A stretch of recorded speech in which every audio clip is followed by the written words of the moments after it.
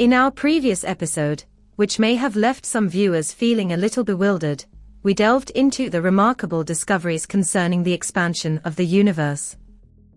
It has been established that space itself is expanding, carrying galaxies along with it, implying that the universe was significantly denser in the past.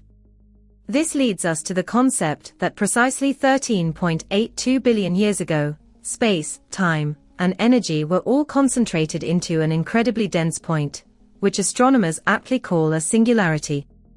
Something mysterious triggered the sudden release of this singularity, causing a powerful explosion followed by cooling, which ultimately gave rise to the universe we observe today. Although it took astronomers some time to fully grasp this idea, the current prevailing model of cosmic origins is firmly rooted in the Big Bang theory.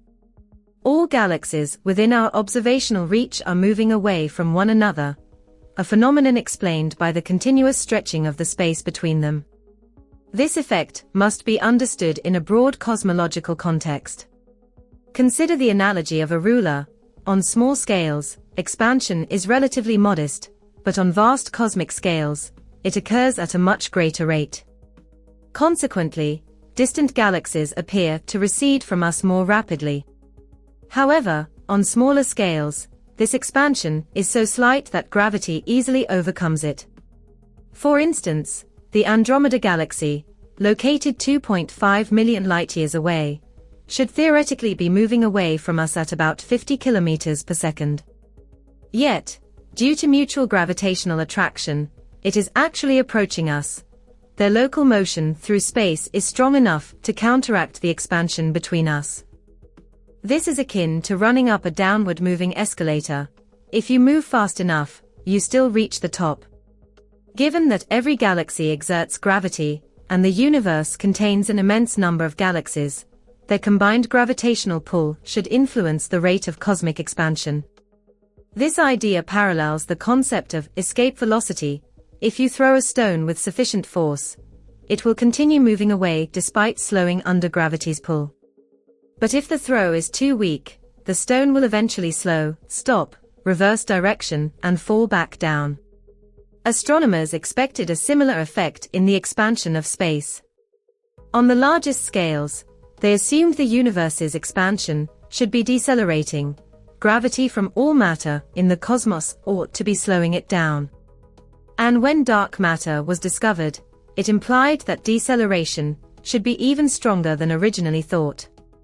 Yet, when astronomers set out to confirm this expectation, their findings delivered the biggest shock in the history of astronomy. In the 1990s, two independent teams of astronomers, using the world's most powerful telescopes, attempted to peer as deeply into the universe as possible. Their goal was to locate extremely distant supernovae, but not just any supernovae. They sought a specific type known as type Ia. As previously explained, these occur when a white dwarf accumulates enough mass that electron degeneracy pressure can no longer resist its own gravity. The result is a catastrophic collapse, triggering a thermonuclear explosion of immense power. The key advantage of type Ia supernovae is that they always explode when the white dwarf reaches 1.4 solar masses, the so-called Chandrasekhar limit, where pressure finally yields to gravity. This consistency makes them excellent, standard candles, objects with known intrinsic brightness. By measuring their apparent brightness through telescopes, we can calculate their distance. This distance can then be compared with the supernova's redshift, a separate method of estimating distance, allowing us to determine the universe's expansion rate on the grandest scales. But the results were baffling. Time and again, the supernovae appeared dimmer than expected.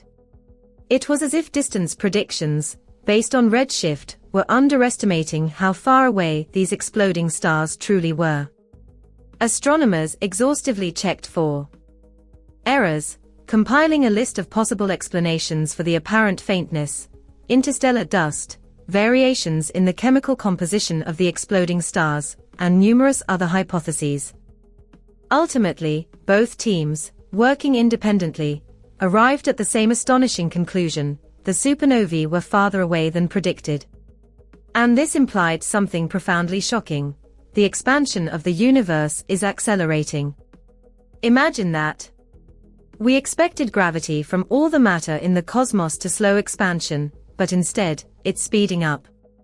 It's as if you tossed a stone into the air, and rather than slowing and falling back into your hand, it began accelerating upward, defying Earth's gravity. Scientists were stunned, and many remain skeptical to this day.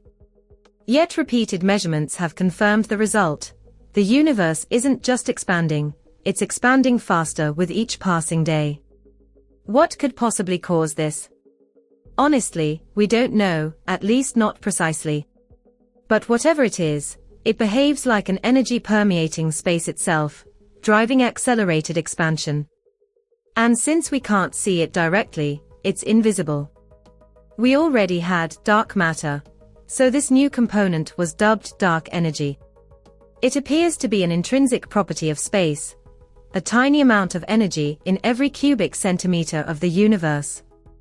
The energy per cubic centimeter is minuscule, but given the vast number of cubic centimeters in the cosmos, the total adds up to something enormous. With these measurements in hand, we can now take an inventory of the universe, summing up all matter and energy to create a cosmic budget. The result is startling. 95% of the universe consists of components we cannot observe directly. Ordinary matter, the stuff of stars, planets, and us, makes up only about 5%. Perhaps we should reconsider calling it ordinary. Given that 2/3 of the cosmic budget is this mysterious dark energy, its influence on the fate of the cosmos must be colossal, and indeed, it could fundamentally reshape the ultimate destiny of the entire universe. One of the most critical questions in modern cosmology is whether the universe will expand forever or meet a different end.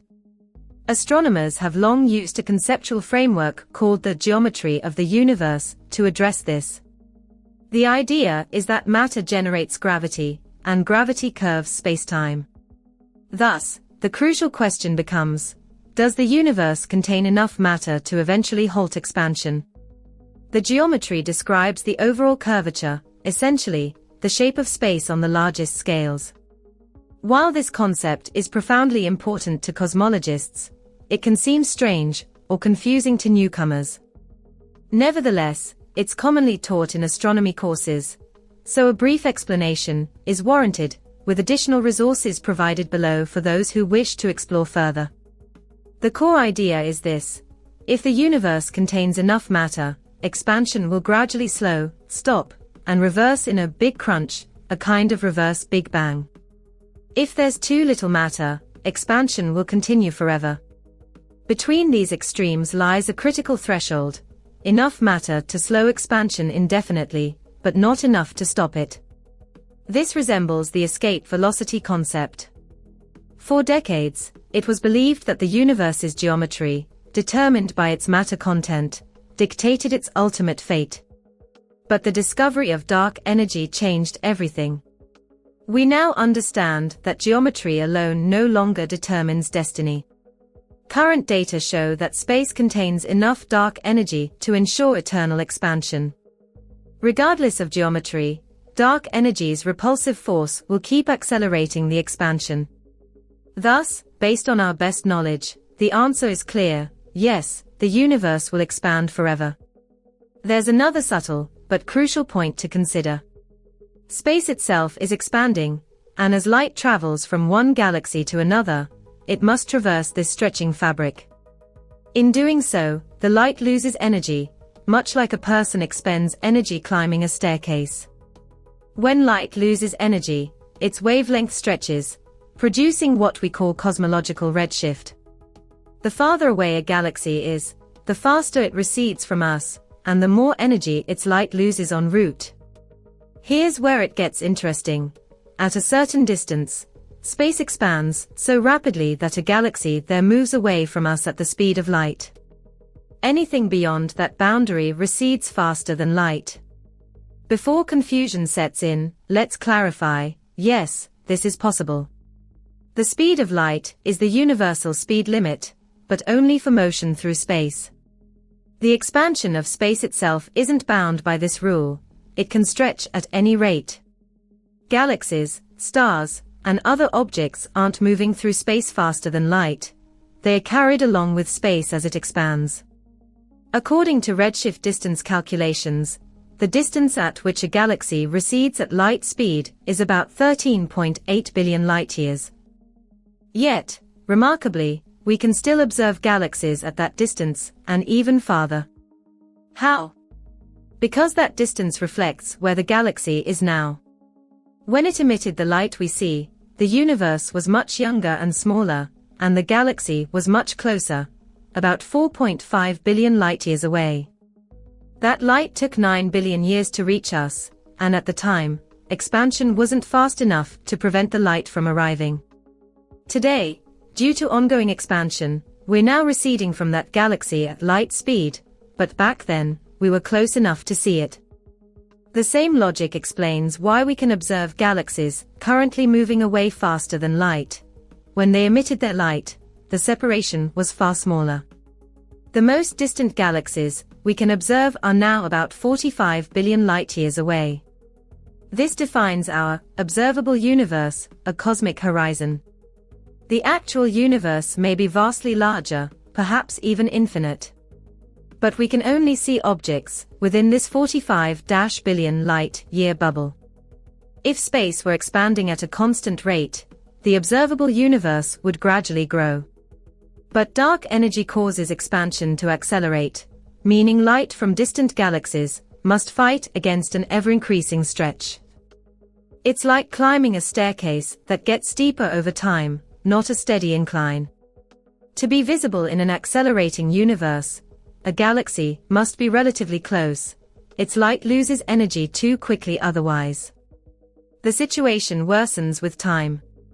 A galaxy currently on the edge of our cosmic horizon is visible now, but the distance between us will keep growing relentlessly. Eventually, its light won't be able to overcome the accelerating expansion. It will fade from view forever. Over time, more and more galaxies will vanish beyond this horizon. This creates a strange and unsettling paradox. While the universe expands, our observable portion shrinks. The cosmic horizon creeps closer, and eventually, all galaxies except our own will disappear from sight. By then, our local group's gravity may have bound us together tightly enough to resist expansion. We'll remain, but the night sky will fall into darkness.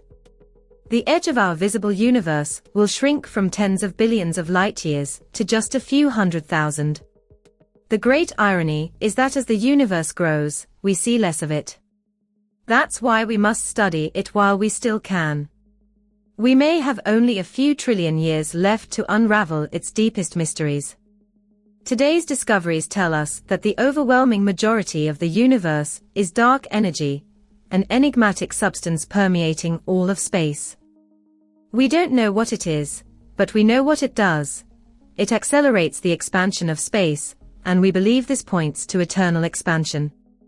Even as our cosmic view narrows, space itself continues to stretch faster and faster.